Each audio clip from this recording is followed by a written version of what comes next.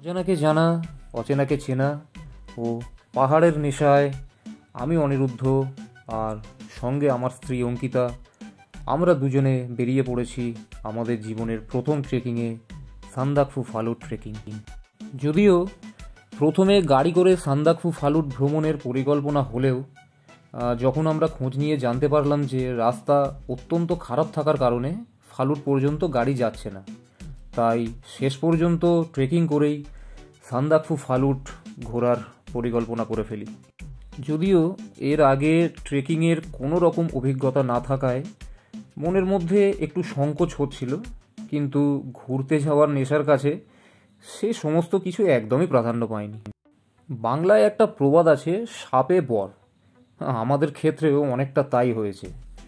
যদি রাস্তা পুরো ভালো থাকতো, গাড়ি করে যেতাম, তাহলে সারা জীবন মনে রাখার মতো যে সমস্ত স্মৃতি ও অভিজ্ঞতা সঞ্চয় করলাম তার কোনোটাই হতো না।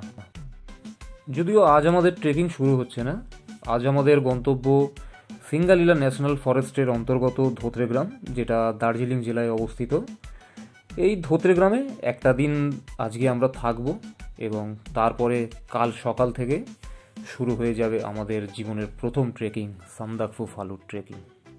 তো ভিডিওটা দেখতে থাকুন, আশা করি ভালো লাগবে। ধোত্রেতে আমরা আছি মকাইঘর হোমস্টেতে, ছোট্ট সুন্দর একটি হোমস্টে, আর আমাদের রুম থেকে বাইরের এই সুন্দর দৃশ্য। যতই দেখবেন মনে হবে যেন আশ মিটছে না। সমস্ত ক্লান্তি দূর করে দেওয়া, ভালো করে দেওয়া সুন্দর দৃশ্য।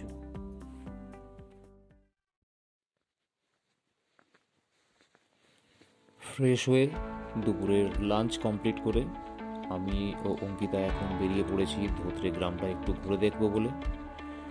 তো গ্রামের ভিতরের একটা রাস্তা দিয়ে আমরা হাঁটছি। তো হাঁটতে হাঁটতে আপনাদের জানিয়ে রাখি আমরা যে হোমস্টেটায় আছি সেইটা সম্পর্কে। মকাইঘর হোমস্টে, অনেকে মকাই বাড়ি হোমস্টেও বলে থাকেন। তো এর পরিষেবা যথেষ্ট ভালো। আমরা ইন্টারনেটে যা যা দেখেছিলাম এটা সম্পর্কে প্রায় সবই এখানে এসে পেয়েছি, এবং খাবার যথেষ্ট সুস্বাদু, গুণগত মান যথেষ্ট ভালো এবং খাবারের পরিমাণও যথেষ্ট ভালো। তো আপনারা যখনই এই ধোত্রেতে আসুন না কেন, মকাইঘর হোমস্টে বা মকাইবাড়ি হোমস্টেতে অবশ্যই পারলে থাকবেন। আমাদের অভিজ্ঞতা যথেষ্ট ভালো, আশা করি আপনাদেরও ভালো লাগবে।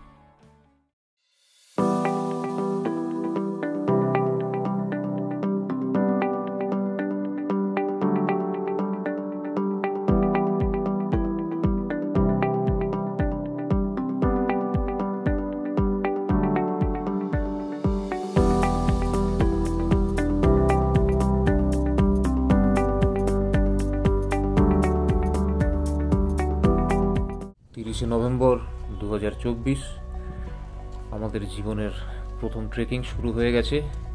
ধোত্রে থেকে আমরা টংলুর দিকে এগিয়ে চলেছি। ভিতরে ভিতরে একটা প্রচণ্ড চাপা উত্তেজনা হচ্ছে, যেটা বলে বোঝানো যাবে না। সামনে আমাদের গাইড ইডেনজি। দেখা যাক সামনে আর কী কী রোমাঞ্চ অপেক্ষা করে আছে।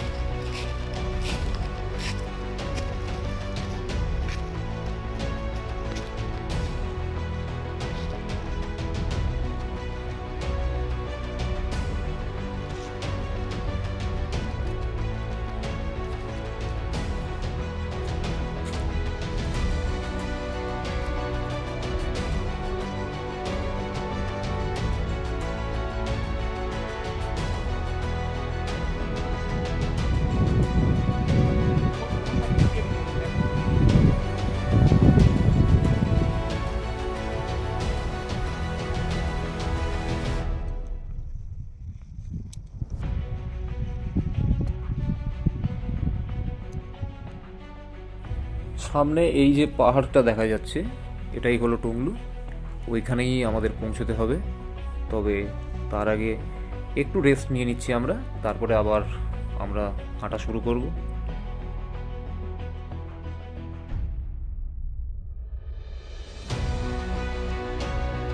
6 কিলোমিটার প্রচণ্ড চড়াই পথ পেরিয়ে ধোত্রে থেকে প্রায় 5 ঘন্টা হাঁটার পর আমরা এখন পৌঁছে গেছি টুংলু।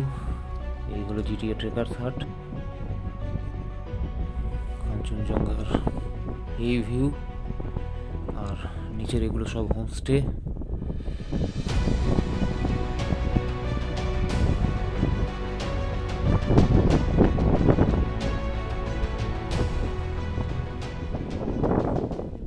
একটা স্মৃতিসৌধ টাইপের জায়গা। এখানে সম্ভবত এটা গ্রেভইয়ার্ড। এটা হলো নেপাল ইন্ডিয়া বর্ডারের মাইলস্টোন। এদিকটা নেপাল আর এই দিকটা হচ্ছে গিয়ে ভারত। মানে আমি নেপাল থেকে ভারতে চলে এলাম। ওই যে ওইদিকে মেঘ উড়ে যাচ্ছে সামনে দিয়েই, এই কাঞ্চনজঙ্ঘা, স্লিপিং বুদ্ধা, আর এই আমার হিরো দাঁড়িয়ে আছে, এদিকেই তাকিয়ে আছে। টুংলুর সানসেট কি বলবো দৃশ্য।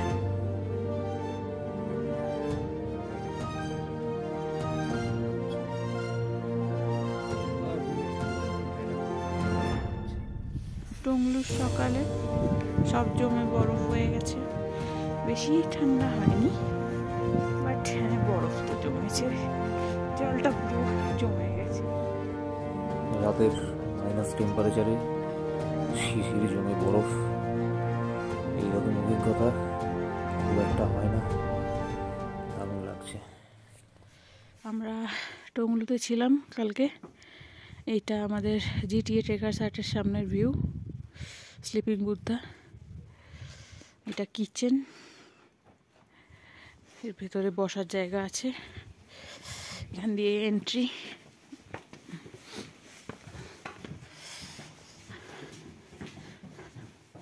সামনে টয়লেট, এখানে দুটো ওয়েস্টার্ন আর দুটো ইন্ডিয়ান টয়লেট আছে। একটা ড্রেস চেঞ্জ করার মতন জায়গাও আছে। এদিকে দুটো দুটো করে রুম। এটা আমাদের রুম নাম্বার 4।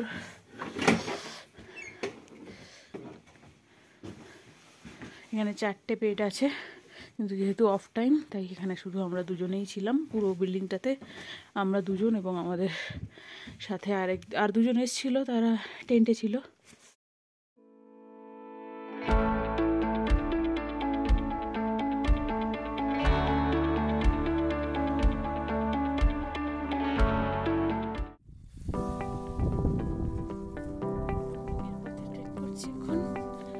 ট্রেকিং এর রাস্তা, উপরের রাস্তাতে গাড়ির রাস্তা আছে।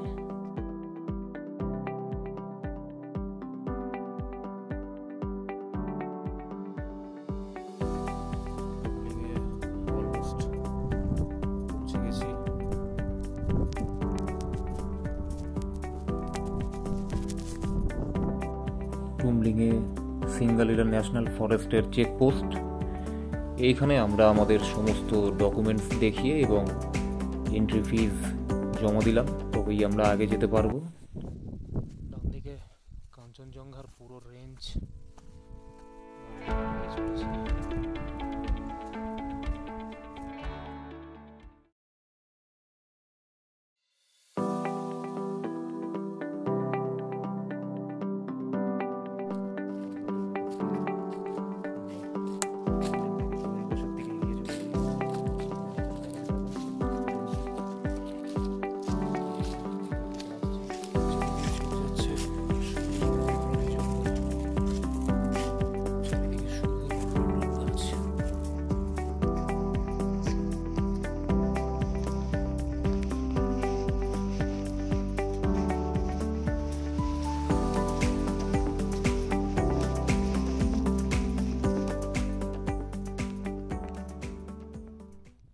সকাল প্রায় 10:30 বাজতে যায়, কিন্তু এখনো গাছের পাতার ওপরে বরফের পুরো লেয়ার। এই যে নুনের মতো দেখতে লাগছে, কিন্তু আসলে এটা বরফ। এই যে আস্তে আস্তে গলে জল হয়ে যাচ্ছে। ঘাসের ওপরে বরফ জমে আছে। এদিকে কাঞ্চনজঙ্ঘার পুরো রেঞ্জ দেখা যাচ্ছে, এদিকে সামনে মাউন্ট এভারেস্টের পুরো রেঞ্জ। কি বিউটি! এই যে রাস্তাটা দিয়ে আমরা নামছি, এই রাস্তাটায় এখনো রোদ লাগেনি, তাই পুরো রাস্তাটায় এখনো ঘাসের ওপরে বরফ জমে আছে। রাস্তাটা সাদা হয়ে আছে, ফোনে কতটা আসছে জানি না। Kanchenjunga, Mount Everest. সঙ্গে সঙ্গে চলেছে।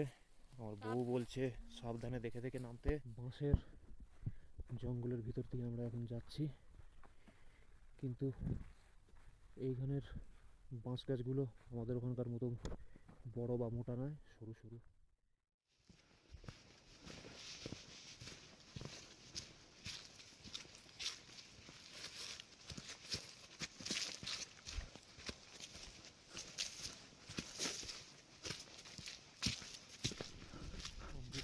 সেই উপর দিয়ে নামছে আস্তে আস্তে। এদিকে কাঞ্চনজঙ্ঘা পুরো দেখা যাচ্ছে, এদিকে মাউন্ট এভারেস্ট রেঞ্জটাও পুরো দেখা যাচ্ছে।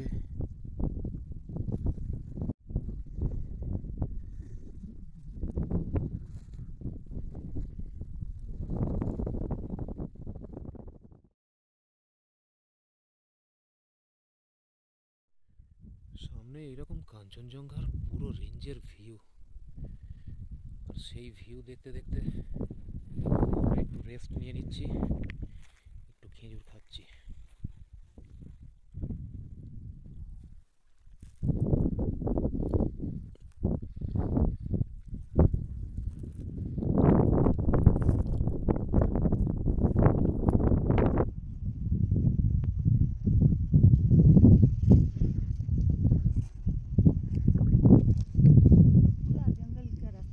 जी,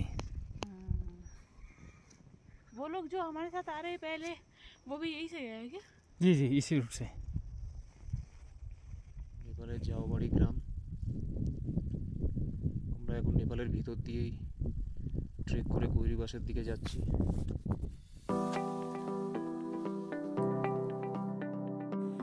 ভাবতে নিজেরই অবিশ্বাস্য লাগছে যে আমরা ওই উঁচু পাহাড়গুলো পেরিয়ে এলাম। এখন আমরা গৈরিবাস পৌঁছে গেছি। এখানে লাঞ্চ করব, করে তারপরে আস্তে আস্তে আমরা কালীপুখুরির দিকে এগিয়ে যাব। পুরো কাঞ্চনজঙ্ঘা রেঞ্জ দেখা যাচ্ছে, স্লিপিং বুদ্ধা ঝকঝক করছে, আর এই দিকে পুরো মাউন্ট এভারেস্ট রেঞ্জ দেখা যাচ্ছে। জুম করে দেখাই।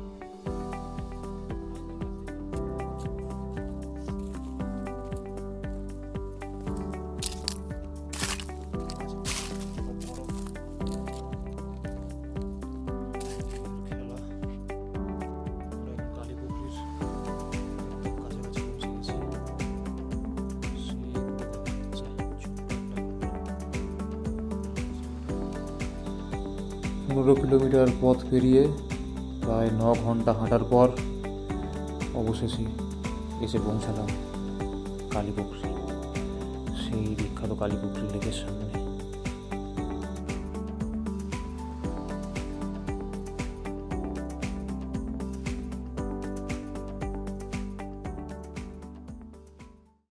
কালীপুখুরিতে সূর্যাস্তের পর ঠিক যেন মেঘের সমুদ্র, কি অসাধারণ দৃশ্য। 15 কিলোমিটার ট্রেক করার পর হোমস্টের এই ইভিনিং স্ন্যাক্সগুলো খেয়ে যথেষ্ট ভালো লাগছিল। তবে ইভিনিং স্ন্যাক্স শেষ হতে না হতেই চলে এলো ডিনার। যথেষ্ট পরিমাণ, যথেষ্ট সুস্বাদু খাবার। যতগুলো হোমস্টেতে আমরা থেকেছি তার মধ্যে অবশ্যই ওয়ান অফ দ্য বেস্ট। রাতের সুস্বাদু ডিনার খেয়ে যথেষ্ট ভালোই ঘুম হয়েছে। সকালে উঠে ব্রেকফাস্ট সেরে নিচ্ছি। কালীপুখুরির ব্রেকফাস্ট কমপ্লিট করে আমরা চলে এসেছি কালীপুখুরি গ্রামটা একটু ঘুরে দেখবো বলে। একটু পরেই আমরা বেরিয়ে পড়বো সান্দাকফুর দিকে, ওই দেখা যাচ্ছে।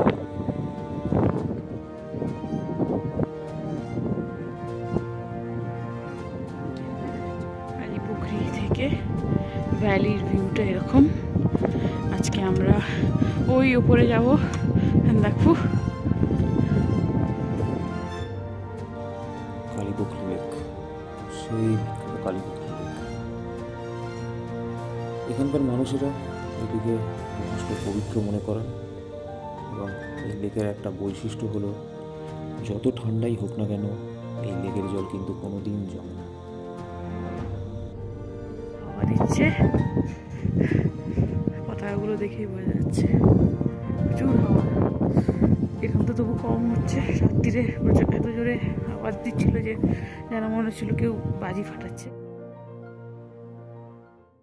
সো ওইটা হচ্ছে কালী পুকুরি। ওখান থেকে হেঁটে হেঁটে হেঁটে হেঁটে আমরা এই চলে এসেছি এখানে। সামনে আছে বিকে ভঞ্জন, আর আমরা যাব ওই উপরে, ওই যে দেখা যাচ্ছে ওটা সান্দাকফু টপ।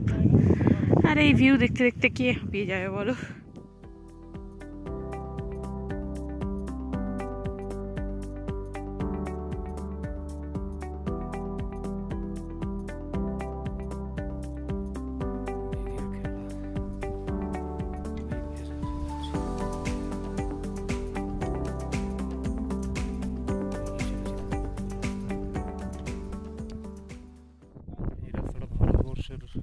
তৈরি করা রাস্তা, আর এই যে রাস্তাটা দেখা যাচ্ছে এটা নেপালের রাস্তা। দুটো রাস্তাই সান্দাকফুর দিকে যাচ্ছে। আমরা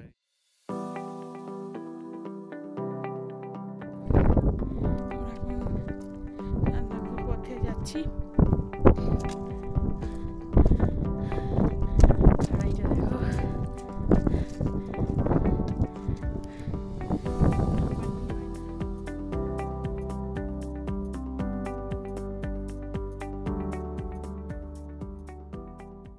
পুরো মেঘের ভিতর দিয়ে যাচ্ছি, যে কুয়াশার মতো দেখতে লাগছে কিন্তু আসলে এগুলো মেঘ। ঝোপঝাড় জঙ্গলের ভিতর দিয়ে এই চড়াই রাস্তা দিয়ে আমরা সান্দাকফুর দিকে এগিয়ে চলেছি। অঙ্কিতা দাঁড়িয়ে পড়েছে, কাঞ্চনজঙ্ঘাকে সাক্ষী রেখে সান্দাকফুর রাস্তায় এগিয়ে চলেছি।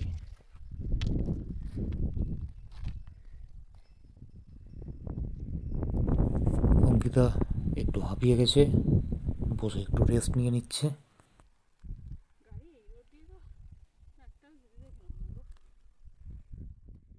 চড়াই রাস্তা দিয়ে আমরা উঠে চলেছি সান্দাকফুর দিকে। স্লিপিং বুদ্ধর পুরো রেঞ্জ, উপরে সেই দেখা যাচ্ছে সানরাইজ হোটেল, শেরপা চ্যালেট। আমরা থাকবো জিটিএ ট্রেকার সাথে।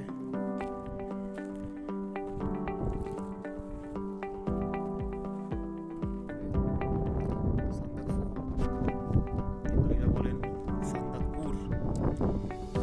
পৌঁছতে হবে এখন।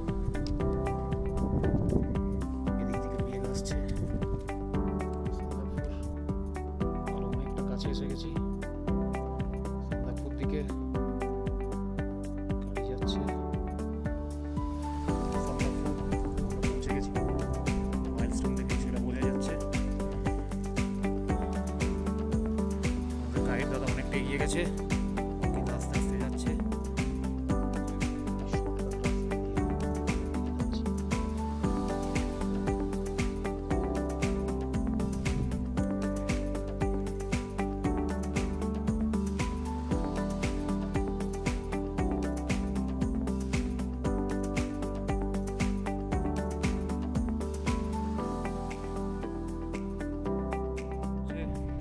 আমরা সান্দাকফু এসে পৌঁছে গেছি, দেখতেই পাচ্ছ সামনে স্লিপিং কথা রেঞ্জ।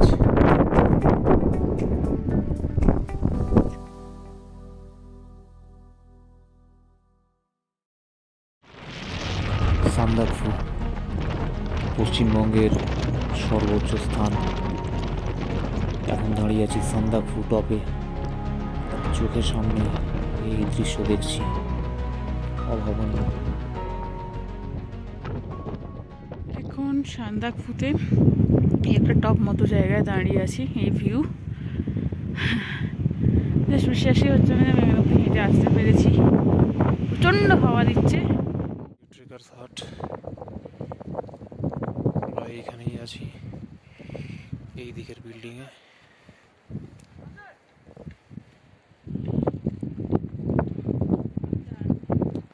পুরো কাঞ্চনজঙ্ঘার রেঞ্জ সামনে পুরো স্লিপিং বুদ্ধা ক্লিয়ার দেখা যাচ্ছে, বিশাল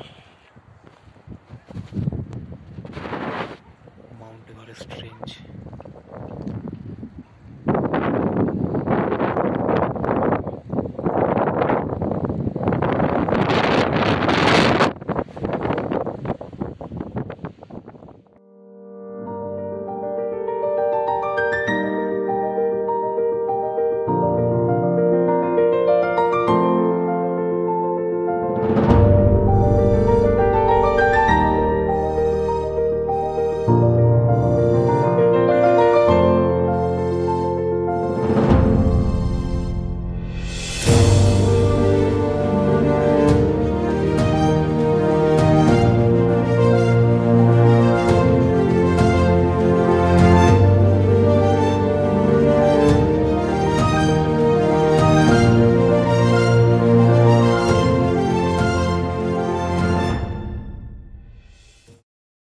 সান্দাকফু থেকে আলের রাস্তায় যাচ্ছি। সব থেকে সুন্দর সানসেট আলেই হয়। আর যেতে যেতে এই দৃশ্য চোখে পড়লো। 21শে নভেম্বর স্নোফল হয়েছিল সান্দাকফুতে, সেই বরফ এখনও আছে। আমাদের গাইড দাদা ইডেনজি, আরেকজন গাইড আছে সঙ্গে, অন্য একটি গ্রুপের সঙ্গে উনি এসেছেন। আর এই যে জিটিএ ট্রেকার সাইটের এইসব বন্ধুরা আমাদের সঙ্গে চলেছে।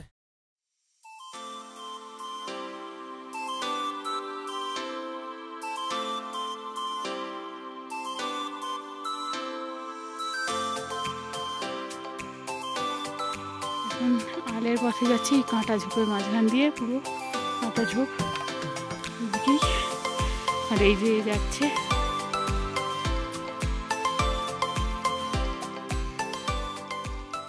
আলের পথে এখন। আর এই ভিউটা দেখতে দেখতে যাচ্ছি।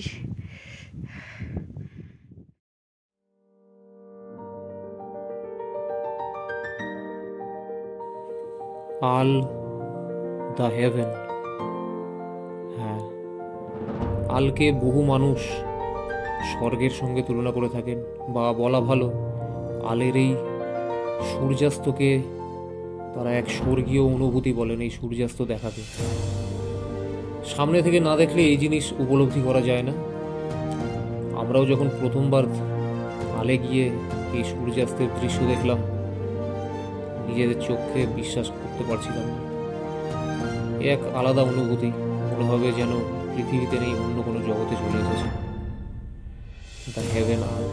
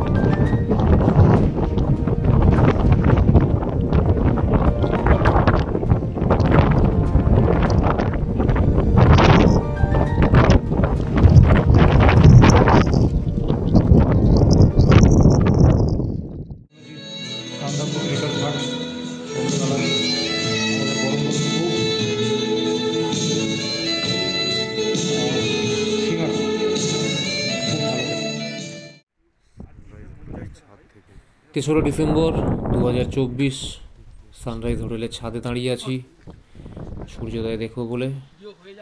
প্রচণ্ড ঠান্ডা, এখনও সূর্যোদয় হয়নি, সূর্যের আলো ফোটেনি, তাই প্রচণ্ড ঠান্ডা এবং তার সঙ্গে অস্বাভাবিক জোরে হাওয়া দিচ্ছে। এই কদিন ট্রেকিংয়ের পর এমনি শরীর প্রচণ্ড টায়ার্ড। অঙ্কিতা তো ঘুম থেকে উঠতেই পারেনি। আমি আর ইডেনজি আমাদের গাইড, আমরা দুজনে এসেছি সানরাইজ হোটেলের ছাদ থেকে সূর্যোদয় দেখব বলে, কারণ আমি এই দৃশ্য মিস করতে চাই না।